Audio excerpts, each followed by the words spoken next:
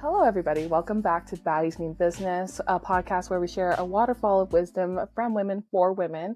Today, I have a very special baddie that I'd love to introduce to each of you, Kelly Ann Parker. Kelly is the founder of Send Ribbon, a corporate gifting company that was acquired by UrbanStems, a Series C, $100 million valued gift company. Kelly led B2B Sales and Growth as the Director of B2B Growth at UrbanStems. Post-exit, Kelly now helps founders launch, grow, and exit their companies. Prior to acquisition, Kelly has held growth and leadership roles at acquired and IPO startups like DoorDash, managed by Q, acquired by WeWork, Indeed, and AOL. Welcome, Kelly. Hi, Riley. Thanks so much for having me. Of course. I'm really excited to have Kelly on here. Me and Kelly actually met through the Elevate Women Summit in Rochester, New York, I believe. I asked her to be a speaker. Unfortunately, wasn't able to make it work, but we're making it work here. Yes. Oh my gosh. I'm so happy to join. And it was so great to meet you at the last event as well and see how big this community has grown. Absolutely. We both have a passion for working with female founders and beyond. And so we thought it'd be really interesting to jump on and just kind of share about our experiences, just kind of have like a little girl chat and see about common themes we've seen. So, but I wanted, before we get started, I'd love for you to just kind of give any other introduction of who you are beyond just what you can find online. Yeah, of course.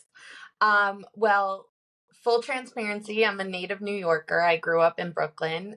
So I've always had that grind mentality about me. And I wasn't naturally a student. I kind of had to force myself into being a student later in life. So that came to me in college. I really struggled in school. So entrepreneurship was like the easiest track because I knew there had to be a way out of learning traditional kind of classes there.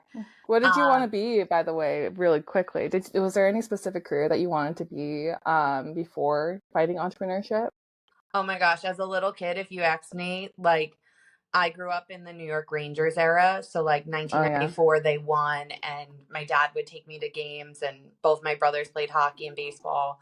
So if you asked me as a little kid, I wanted to be the Zamboni driver. That was like a unique, cool job that like only one person had, and it was in the middle of Madison Square Garden. That never pursued. I don't even have a driver's license, then alone an ice cleaning machine license. Yeah, exactly. But I think I gravitated naturally towards like potentially teaching or anything that was like I didn't really want to be a teacher, but I just kind of felt like, all right, well, all I know is school and I don't love this, but hey, like what's out there for me? I knew the medical field wasn't it. I knew I could never really be a first responder. Like I don't naturally have that in me. So Agreed. there were a lot of things I ruled out, but I mean, I'm so grateful that I was entered into the world of startups the day I graduated college because every day is different. And it's like, you are just given so many responsibilities at such a young age and you're just told to figure things out. And I loved that. I loved that every day was unpredictable and, you don't get graded on a test the way you do in school. So I found my true love language, which is like kind of organized chaos in startup land at a the ripe age of 21. So it's been my passion since, and thrilled to kind of chat today about that journey. Absolutely. That we kind of have a similar experience in that way where I've always known, like I haven't known anything other than startups. My first job out of college was chief of staff for a VC fund, so on the VC side of things. And so it's a way different experience when I talk to my friends in like corporate. Like it's just a different mentality, it's a different structure, it's a different type of person that it takes to do it. But also like the idea of like being able to go back into corporate after being in startups is just a very big transition. So I can see how that feels. Absolutely. I knew very early on that corporate wasn't for me. I loved, the idea that you could, drink a beer and play ping pong and be somewhere for 12 hours and be in a room with some of the smartest, unique, different people that I would never meet anywhere else. I loved like the idea that you could show up how you are in startups. Like there was no, wear a suit and, say please and thank you and orderly. Like I loved that every person who showed up like could be their authentic self. And that's to me has always driven winning teams and winning organizations. Do you remember your very first startup experience, like ever? That the one that kind of triggered you, or like, I want to do this. Like, this is what I want to do. This is the people I want to be around. Yeah, absolutely. I mean, my first job out of college was a startup that was acquired by AOL called Patch.com, and it was AOL Local. And it was a contract position that it was like contract to hire. I end up getting the job full time, and then I was on the post sale side on ad spend. So like local businesses advertising. Learned so many things about digital media, ads, like creative, like so. I just couldn't imagine that this was a career. Like real really opened the door to me to internet land of like what goes on. And then 6 months into the role, there was an open marketing position that I really wanted, and I was able to get the position.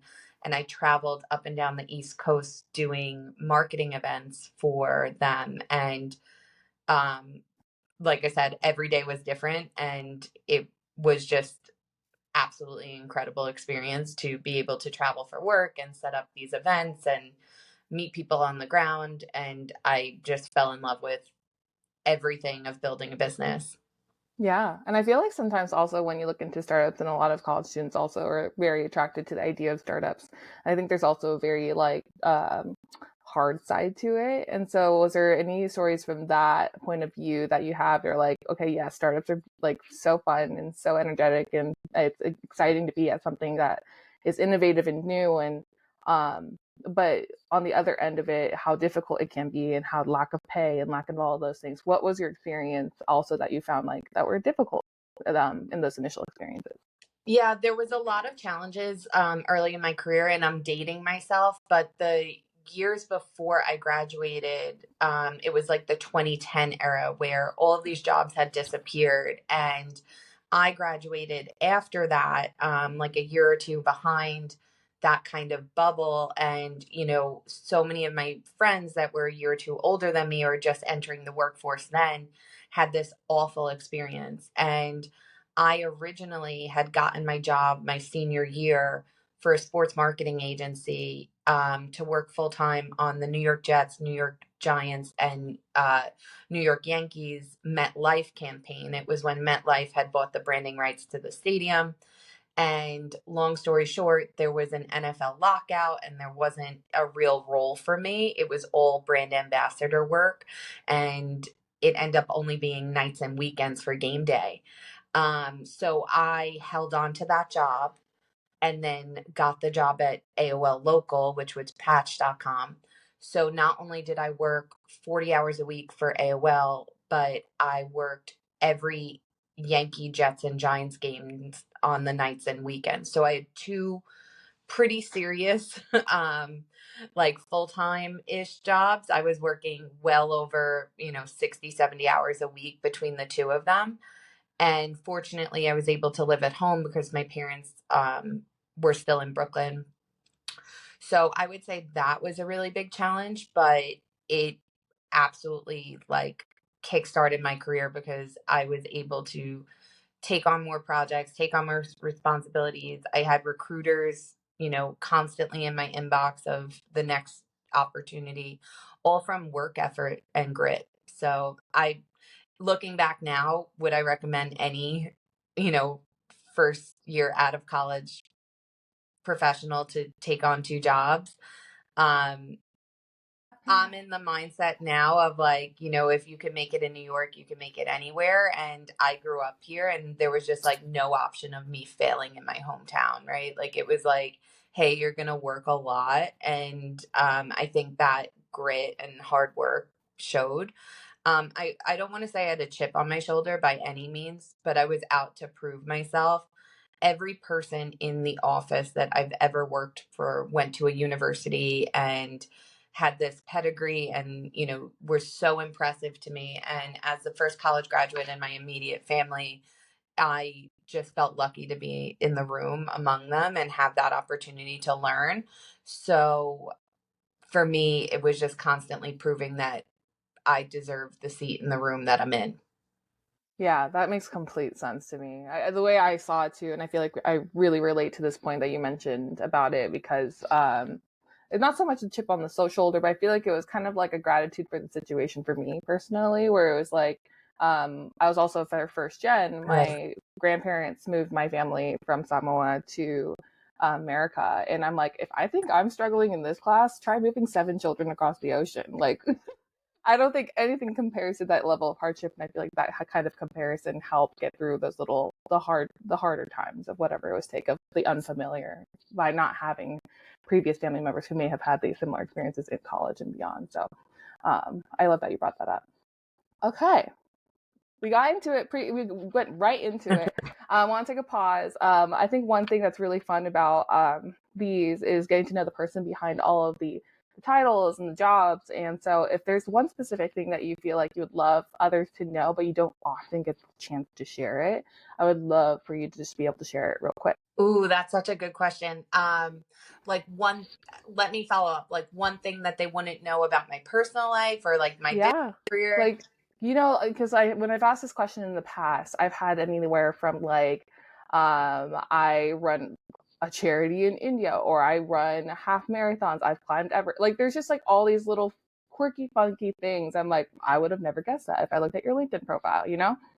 Got it. Yeah, well, I love this because I have a wall full of them. So this is my home office, and each thing on the wall kind of represents like one thing that people wouldn't know about me. So like I ran the New York City Marathon for a charity that I personally battled the illness for. So the Endometriosis Foundation of America. I've had 7 surgeries, and I personally battle this disease. There's no cure, so I'm an active advocate for it. A few other fun ones. I go to every US MLB stadium. So Really? Have yeah, you have been, or you I'm continue? That's I'm on your journey. currently I'm currently on the road, so there's 30, and I've been to 10, and every year I try to go to a few new ones. Um, Others are like favorite movies, art, like different things. But I think those are some fun facts about me that you wouldn't know about me from Googling. Yeah. Are you in love with baseball from a young age, or was that something, or like MLB, that came later on? Yeah, so like I mentioned, both I played softball growing up until, high school, and both my brothers played baseball and hockey. Um, it wasn't until more recently, like the last probably 10 years, that I got really into it. So when my great grandparents and grandparents immigrated over from Ireland, baseball doesn't exist in Ireland. So they were enthralled in like American culture and like obsessed with baseball. Both my grandmothers on my mother and father's side were Dodgers fans before they moved the Brooklyn team to LA.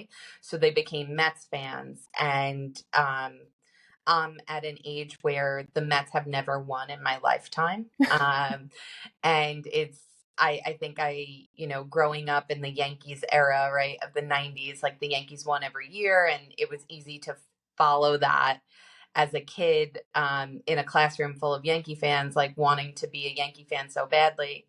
But I've definitely switched back to being a Met fan in the last years, knowing like how much it meant to my grandparents and specifically my grandmother. So yeah, I love following the Mets around the country and seeing new stadiums and kind of giving homage to like how much they loved baseball because they wanted so badly to come to this country and just take in all of the culture. And what better way than America's pastime of the sport of baseball. I know there's some listeners who are really into baseball, so I'm curious on what they'll respond to be. I'm sure I love the rivalries. Like the rivalries are just what makes everything so fun and worth it. If you didn't have rivals, you wouldn't have a game. You wouldn't have the fun behind it.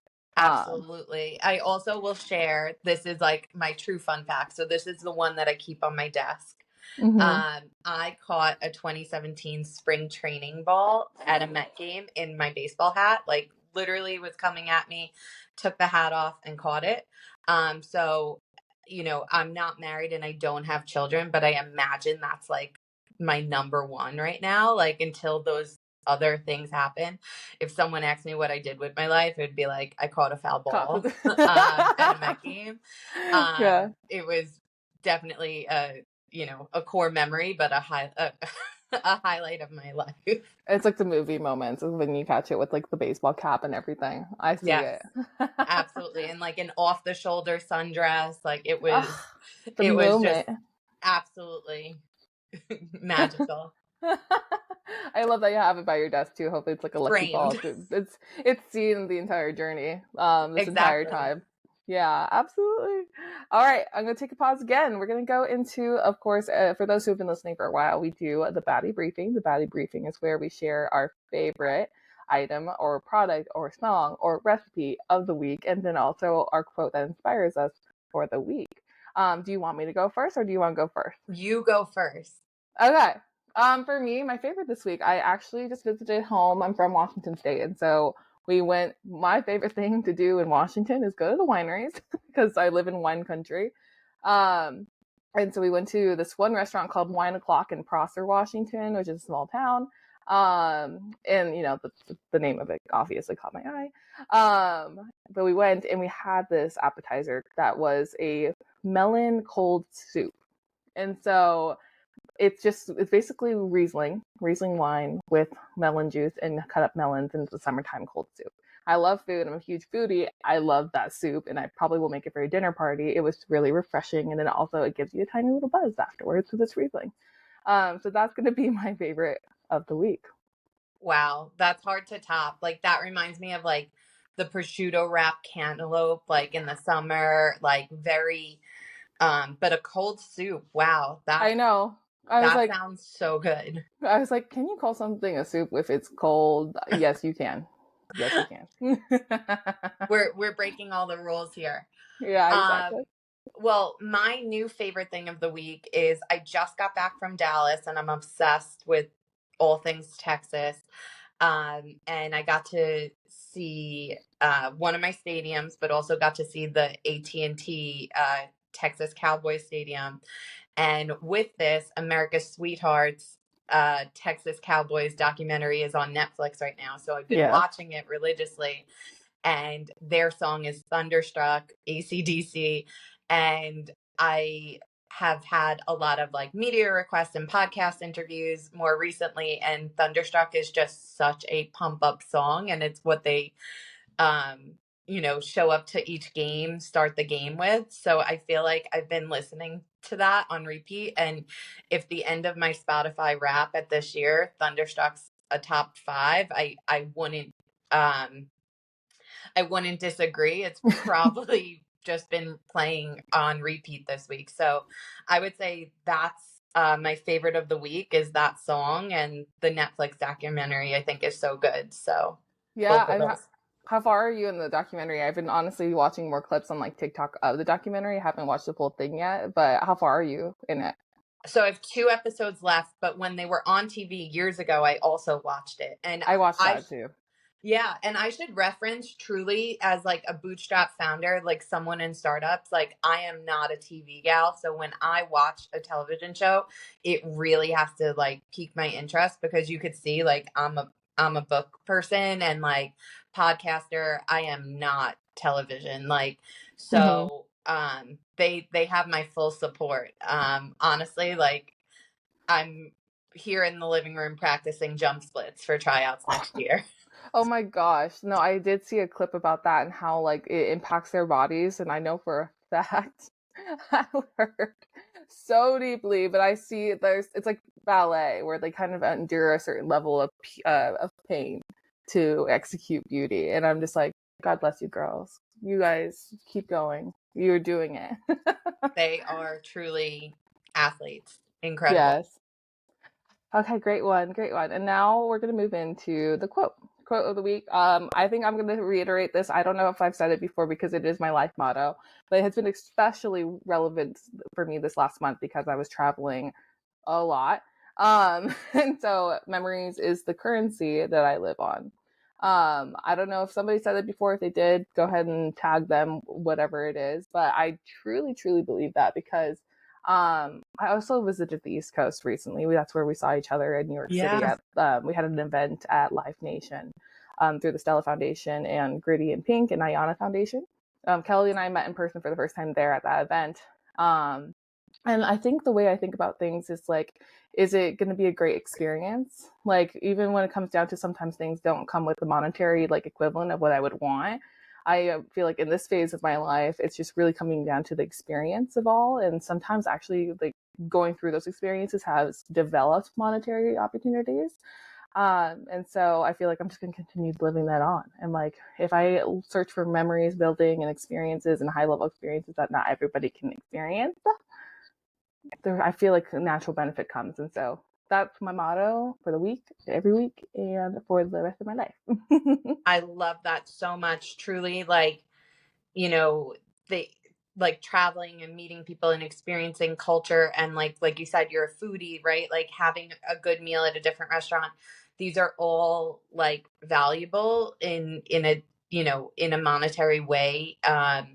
It reminds me of like the Carrie Bradshaw, like just watching, watching her money in her closet, right? Like doing it Yeah. for the storyline and like having those experiences. And I think that's really critical. And I encourage a lot of like, young women early in their careers to do that. One Mm-hmm. of my first jobs right out of college, after AOL, I was at Indeed and I got to see like 15 new states. And I've now seen half the country. And that is truly from a lot of business travel and adding, time to experience the cities while I'm there. So I love Yeah. that, Riley. I think that's such a really important message for so many people. Like, just do it for the experience. And I'll add on to what you said too, because I think you brought up a really important point of how it does apply. Like sometimes I've heard this before from people. They're like, I need to stop focusing so much on my personal life and grind, which I understand that perspective. It takes a lot of hard work to do hard things and be successful. But also I'm like, why are you, don't diminish your like personal, like, because there's going to be a point in your life where you look back and like, I wish I just would have not cared so much about like what I think I was supposed to do rather than just did what I wanted to do. And you are in itself helping your career by developing perspective, meeting people who have different perspectives and being able to relate to them because you have experienced things. If you don't experience things, what are you going to be able to share with other people who actually do prioritize experiencing things? So I think that's a really good important point, that it's not just personal, it is professional through and through too. Absolutely. Okay, now we'll go ahead and share your quote of the week. Sure. So my quote of the week is no rain, no flowers. So I love this quote because it's true. Everyone sees the finished product, right? And they always, flowers are beautiful. They're a gift of gratitude. You send them for all different types of reasons. But no one knows that, there's so much part of the growing process, right? And it's very relative to what I do today in Mm-hmm. helping founders like launch, grow, and exit their business. I've been there in other businesses. I've been there as a founder myself. No one ever sees the rain. No one, I go on LinkedIn and I really share a lot of the rain, the ups, downs, blood, sweat, and tears of building businesses. But at the end of the day, like only other founders could understand what that means in that regard of building a business. But also, I think personally, it is extremely relevant too in the age of social media where you only share, the best looking photos and the highlight reel of your life. No one knows, what's going on in the background, so I think it's really important to remember that You know, there every single goal that I've ever achieved came with hard times before I got there. So, Mhm. yeah, no rain, no flowers. I think that's going to be one of those statements that stick with me. It's like, share the rain. Like, they're like, what do you mean share the rain? And I'm like, no rain, no flowers. If you don't, you're just sharing the flowers. Like, I want to hear about the rain. Like, let's don't Exactly. I love don't that. pretend like there's no rain. Yeah, well, I certainly don't.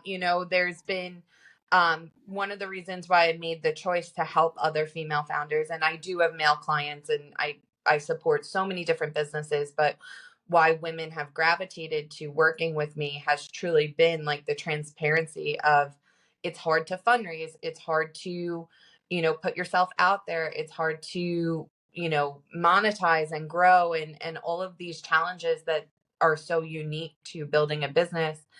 But it also just serves so many different journeys in my life.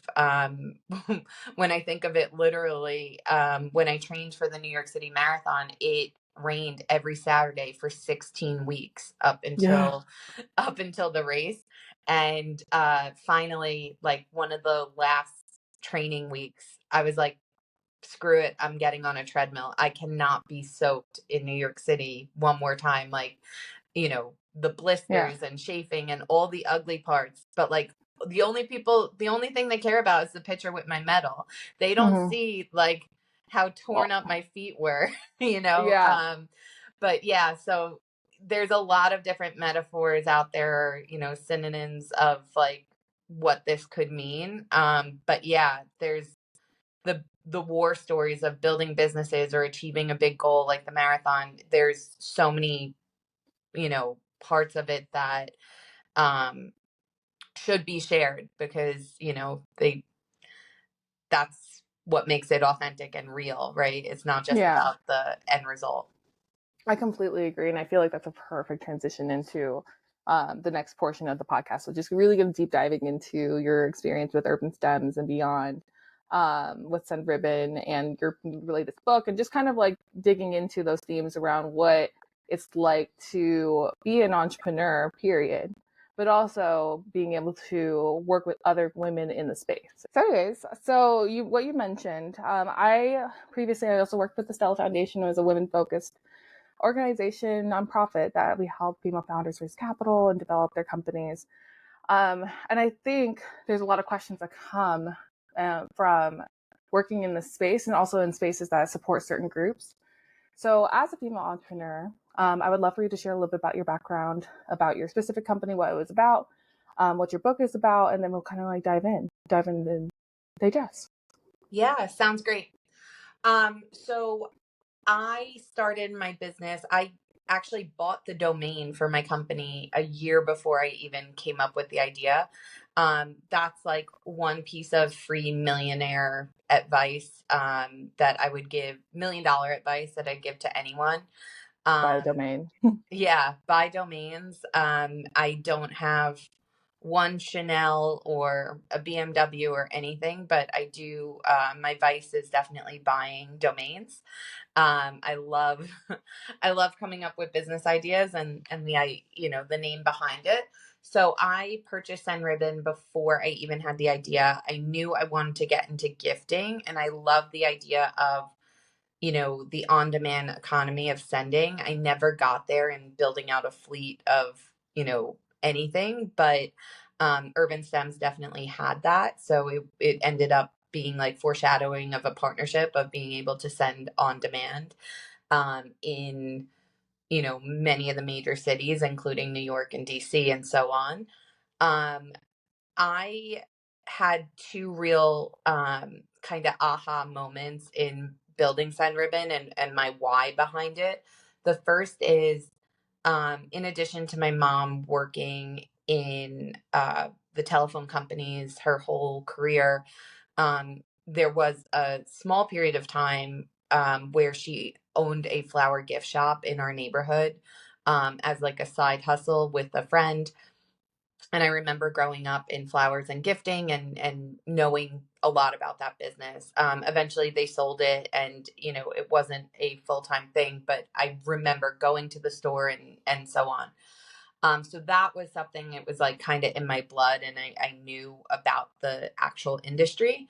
And then the second piece was when I was at Managed by Q, I worked directly with office managers. So my clients were like about 100 office managers who not just purchase gifts for employees, but were involved in corporate gifting for prospects and clients and events and so on.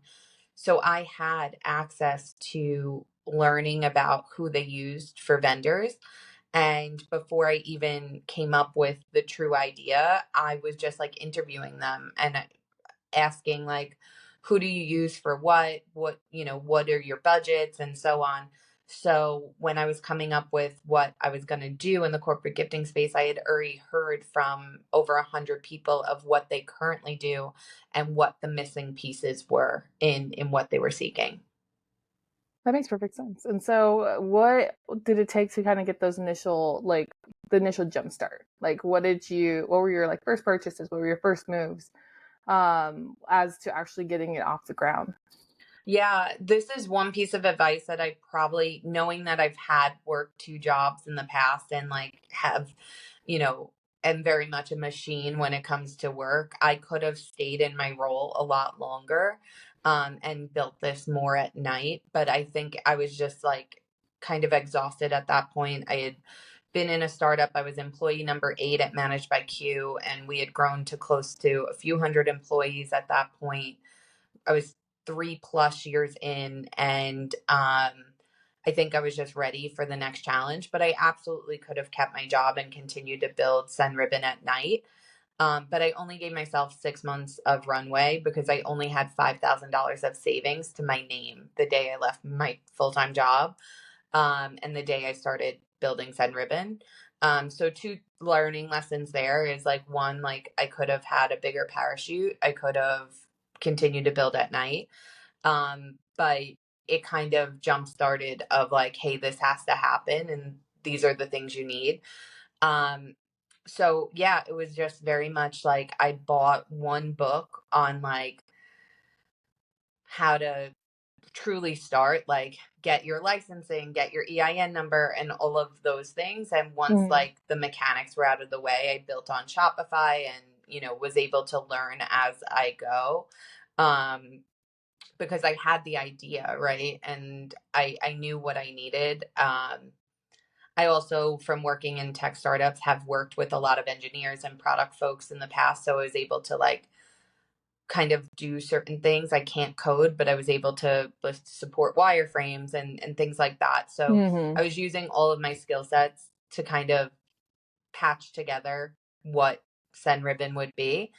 And then honestly, it was like a lot of cold emailing because I wasn't really relying on traditional channels of digital marketing of like Facebook and Google ads. I had tested and trialed, but my main core customer were these B2B businesses. So I was using my network and then cold emailing and just building relationships, um, in doing so. And At yeah, this time, what year was it at this time as well? I would say For perspective. 2017, 2018. Yeah. Yeah. Okay. Yeah, that makes sense. Okay. Oh, that's really interesting. And I think it's really awesome that you kind of I think one of the biggest things that sometimes I specifically have experienced in the past too, and I know others can too, is asking for help, that initial help from the people around you. Like asking for help isn't like, it's not, it doesn't show a sign of weakness. Absolutely not. Actually, the most successful people ask for help and utilize what's around them. And so I would love to just share about like what it kind of took in that first early stages of getting that first client or those first couple clients. What did it take, and like how many people did you call? Like what did that look like? Yeah. So I would say, like, in terms of help, asking for help and community at that time, one of the hardest things in building this business was leaving Managed by Q because I loved the people I worked with and I loved building with them. And there I was, like, in a home office. This was before work from home was like even as big as it is. And I would go to like some networking events, but I just didn't crack into my community the way I have it now of like, hey, I go to an event and like there's 10 Rileys that I know like on a first name basis. But yeah, it wasn't like that back then. I was just building by myself, keeping my head down because I knew I wasn't fundraising. I knew, what needed to be done. And I saw her hard work. Like at Managed by Q in the early days, we were working, 10 plus hours. And I just knew what that grind of building a business was. So that is something that I coach on now of like, hey, finding experts in the areas that you aren't so that you can build that community and find other founders. It's just not something I spent time on because I just didn't have the time to network and build. I was just heads down, laser focused on launching. So those are some differences of building then versus building today and where I am in my career and journey of like how important community is. The second thing that I'll say is why it's like what I was doing were non-traditional methods or things that took longer, right? Like super personalization, Yeah, like things that scrappy. yeah, being very scrappy, things that weren't scalable, but all made me different, right? Like and my goal at the time was really just to get meetings, right? Like as soon as I had a meeting with someone, whether they could use corporate gifting or not, they were going to give me feedback on the product of what they needed, what they wanted, who they send to. So I viewed every meeting as like an interview. And from there, I was just able to snowball like first client, referral, next client, and everything happened pretty organically. Um, it was never like, one thing. It was like a combination of a bunch. Mm. I hacked my own press, so I didn't pay for any press or a PR person. I wrote to editors directly to get on gift lists. I was just constantly writing emails Mm-hmm. and, reaching out to folks. And sometimes it worked and sometimes it didn't. But even when it didn't, I was getting a lot of responses because of the thoughtfulness I was putting into the cold outreach. Yeah, and I think common thing when it comes to like building of the business, sometimes you kind of like don't even want to think about like your exit strategy of like getting out, or what that would look like. But that's always a common question that investors will ask, of course. And so I would love to know a little bit of what state your business was at when you started to get into those discussions of an exit strategy.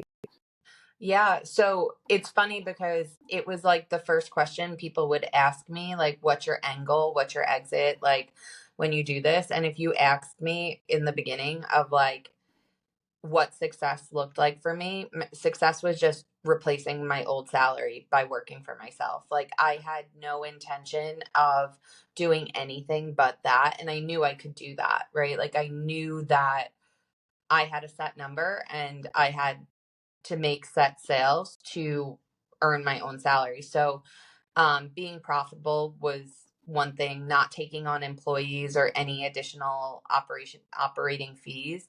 I packed every single order up into the time of acquisition so that I wasn't like someone that was getting out of my own way like I should have. Could have focused more on sales, marketing, and growth and like hired someone to pack orders. But it truly was a one woman show for, the 3+ years it was in business. Um, some other things on the exit, um, both UrbanStems and a few other partners that I had spoken to. At the time of the exit, I was not looking to sell. It was a timing thing. 2020 corporate gifting went through the roof because it was the only way to reach people at their home addresses. They weren't in the office to send things. There was a growing need to get in touch with people, and prospecting and selling kind of came to a halt for a lot of people. So gifting was like this motion in a lot of enterprise organizations, selling organizations. So that's something that I knew how to do really well, is like the art and science of gifting. So it really made sense for someone who needed this to purchase kind of not just what I had built, but my expertise. And that's exactly what happened. UrbanStems was seeing, significant growth in this area and wanted to double down on a B2B um, department, which they didn't have at the time. And um, the conversation happened. It stalled for 6 months. And then I got a phone call and it was like, hey, you know, kind of offering me the job and the position and taking on Send Ribbon. And I knew that they would be the best partner for me because I deeply believe in their mission. I deeply believe in their product. I think their flowers are gorgeous. Their mission is to make people happy and to send happy. And I've never, I couldn't think of a better home for Send Ribbon. So it just made sense. But like I said, going back to that original question, if I was in gifting when I first started the business, I could have stayed in it forever. I was like, oh, this is just to replace my salary. And as I've aged personally and professionally in this industry, I've learned so many different areas of entrepreneurship and now could help other female founders. But I've learned a lot about myself and what's important to me now. And when I started the business, I was all in and wanted to prove out that I could do this as a female founder, bootstrap, no help. I'm going to just do it. And now I really appreciate my time in a different regard, right? I no longer work holidays. I no longer work weekends. I am hands off and elbows in with my clients. But when I first started, I did everything with my hands, right? I packed every order. And so I've also grown professionally and personally of what's important to me today as someone who's spent 15 years in startups and is now 35, so that I can be an expert and help other female founders. But yeah, it's been quite the journey of how so much has changed, of what I would want in my career, and how I've grown in both ways. It makes sense. And I feel like what's interesting and what's nice about having a range of coaches, mentors, executive mentors in your life is that each one comes from a unique perspective and like what they're able to share. And so I feel like one thing I would love to know from your background is when working with the clients that you work with these days, what type of clients are they? But that also, could you share two pieces of advice that may come up more frequently than others that might be helpful for those who are listening? That's great. So I'll do the advice first because I hear this all the time and I talk about it all the time. Competition. So it's so easy to get wrapped up in like what your competitors are doing or why them, not me, right? Like they have more money, better employees, better engineers, like a million reasons why they're better. And I do so much coaching on your unique value prop and like what, you know, like how to make your story shine because I think there's a lot of viewing of competition right now. And if I had viewed UrbanStems as a competitor or like years, like I probably wouldn't have been in this mindset of like, hey, they're actually going to support my business and make it better than not. So I try to use that story as like a tool of like, hey, there's a lot of market share and there's a lot of reasons why people work with each other. Like, let's focus on that and not so much on like why you're not the X, Y, and Z company, like comparing yourself. So that's something that I focus on. The second thing I focus on a lot, and this kind of goes hand in hand with comparison, is this idea of like perfection or following kind of like vanity metrics or things that don't really matter in this market. And we're seeing a lot of different trends in 2024 that we hadn't previously.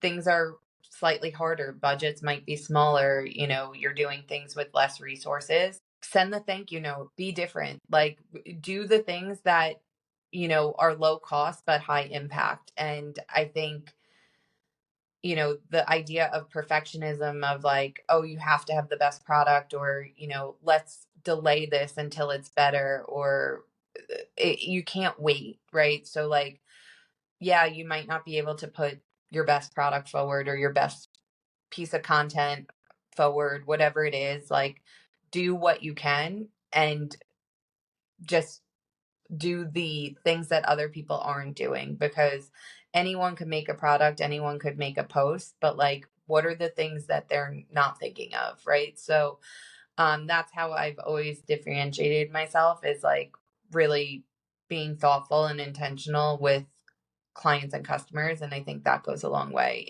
especially in this market. And now, so those are my two pieces of advice. The types of clients I work with truly range from everything from SaaS to tech to e-commerce, CPG brands, corporate gifting companies. And all the founders are from all different walks of life. I have clients that are actually retired, and this is their second gig of like, hey, I came up with this product. I have Gen Z clients that have quit their corporate jobs and want to start something. I also have clients like me that are career professionals with disabilities, right? So one of the reasons why I'm attracted to entrepreneurship is in my own personal battle of having endo. It's really hard to navigate a traditional 9 to 5. So entrepreneurship really works with my health journey. But I have clients that are dyslexic, and I also have a client that's legally blind. And I think that that was really powerful to me too, is like attracting entrepreneurship clients that may have not been set up for success in other careers, but are amazing, talented, wildly successful entrepreneurs, because they're working on their own terms. And that is probably one of the proudest things that I could say as now a founder coach, is having attracted clientele that know what it's like to work on your own terms to navigate a disability. I agree. And I feel like there's nothing more powerful or beautiful that you can do for yourself in life than to surround yourself by people who have come from different experiences or have different perspectives, which I think will benefit you in the end of just being more open minded to things, or more understanding and less easily upset about when things don't go your way or when people don't agree. Like, I think just it's like exposure therapy in that way, where you get to just learn from others who have something of value to provide to you. So I think that's beautiful. And I think maybe, I don't know if you get this question often, but this is something I always like to ask as we're kind of closing out this episode. What does your future look like? What would be your big dream moving forward for the rest of your life? Because you're still young. Like, what's coming up?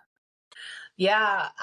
So I've really struggled with this, because I feel like there's so many kind of bucket list checks that I've acquired.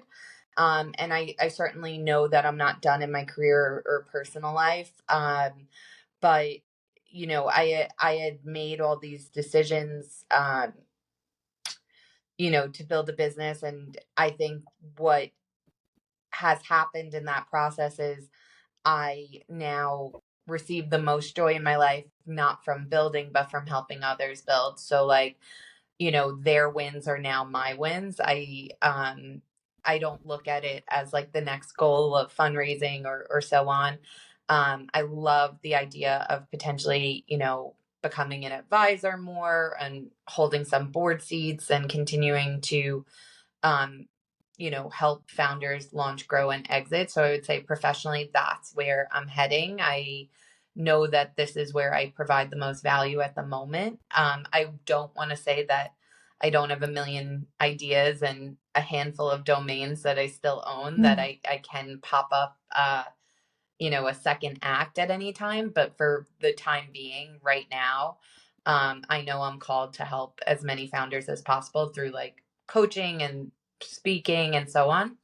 And then personally, just very transparently, I want to be a parent. I want to be a mom. I think about it a lot, and I'm really excited for when that opportunity arises. And I think that next chapter will also be really interesting of being a working parent, right? And being an entrepreneur and a parent. So really excited for, the days to come of when that opportunity arises as well. I completely agree. And I feel like, oh, they're back and forth on, I know that some women don't want kids and that's perfectly okay. Some women want kids. I personally want kids. And I feel like I look at it a lot of like, what is the hardest thing you could possibly do in this world? I'm like, I think raising a human is one of them, if not the one. And so I think it's such a beautiful message, and also power to all the moms out there. And that's why I'm also a big advocate of virtual working, because I do think it allows women to also have both, best of both worlds. Like you can work hard, do something that's really difficult, have a whole career, but also be able to be a loving mother and be in your kid's life as much as possible. And so I just wanted to 100%. I love that message. And I just have to add that so many of my clients are working moms and entrepreneurs, and like they've inspired me for this next chapter because I am able to coach them and see what's possible. So I would, again, kudos to all the moms out there, and double kudos to the moms that are also entrepreneurs, because it is both are roller coasters, and I'm just so impressed and amazed and inspired by my clients who navigate both of those roles. It's badass. It's just badass. Totally. Thank you so much, Kelly, for joining me today and joining the baddies on the podcast. And so how can everyone find you online? Yeah. Please follow along on LinkedIn. I'm Kelly Ann Parker. My website is B2BKP. It's Business Owner to Business Owner by Kelly Parker, where I talk all things transparently about being a business owner for other business owners. But yes, you could reach me on there. And for anyone who is a founder, my calendar is available publicly on my LinkedIn. So if anyone wants to chat, they could meet me there. Thank you so much, Kelly, and thank you for joining us. Go ahead and connect with Kelly on those platforms. And for those who are listening, thank you so much for listening up to this point. Feel free to follow us at Baddies from Business on Instagram, YouTube, LinkedIn, just about everything. Contact me. I'm Riley Jennings as well. I'm the biggest on LinkedIn. But other than that, thank you so much for listening, and we'll talk to you next time. All right. Bye-bye. Thanks, Riley. Thank you.